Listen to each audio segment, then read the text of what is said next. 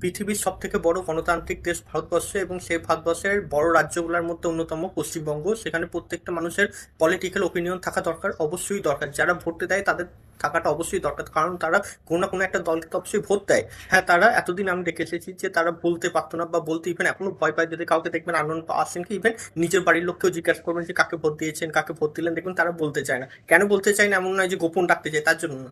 তারা বলতে চায় না, তার কারণ তারা ভয় পায়। জানে যে তারা যদি জানতে পারে, তাতে তাদের পরবর্তীকালে সে যে দলকে ভোট দিয়েছে সে যদি না জিততে পারে, বরঞ্চ তাদের উপর অনেক অত্যাচার নেমে আসবে। তাই তারা ভয় বলতে পারে না। কিন্তু জানেন, এটা ভারতবর্ষের অন্য কোনো রাজ্যে হয় না। আমি তামিলনাড়ুতে থাকি, এখানে তামিলনাড়ু তার পশ্চিমবঙ্গে একসাথেই ভোট হলো। যখন এখানে আমি প্রত্যেকটা মানুষকে জিজ্ঞাসা করেছি কাকে ভোট দিয়েছে, কেউ বলেছে ডিএমকে, কেউ বলেছে এআইডিএমকে, কেউ বলেছে টিভিকে। তো ইভেন অন্যান্য রাজ্যে ছেলে মেয়েদেরকেও আমরা জিজ্ঞাসা করি, তারা ওপেনলি বলে যে আমি এই দলকে ভোট দিই, আমি এই দলকে ভোট দিই। কেউ বলে বিজেপি ভালো, কেউ বলে বিজেপি খারাপ, এটসেট্রা এটসেট্রা। কিন্তু আমি পশ্চিমবঙ্গের মানুষজনকে দেখি, কেউ কখনো বলে না যে আমি এই দলকে ভোট দিচ্ছি। তারা বলে যে এটা আমার পার্সোনাল বিষয়, মানে বিরাট গর্ব বিষয়, মানে এটা লজ্জার বিষয়। এই লজ্জাটাকেই দূর করতে হবে, কারণ এবার বিজেপি সরকার এসেছে, আর বিজেপি সরকার মানেই হচ্ছে ভয় আউট ভরসা ইন। তাই এবার এই পলিটিক্যাল ওপিনিয়নটা সবাই, প্রত্যেকটা মানুষ মন খুলে দিতে পারবে।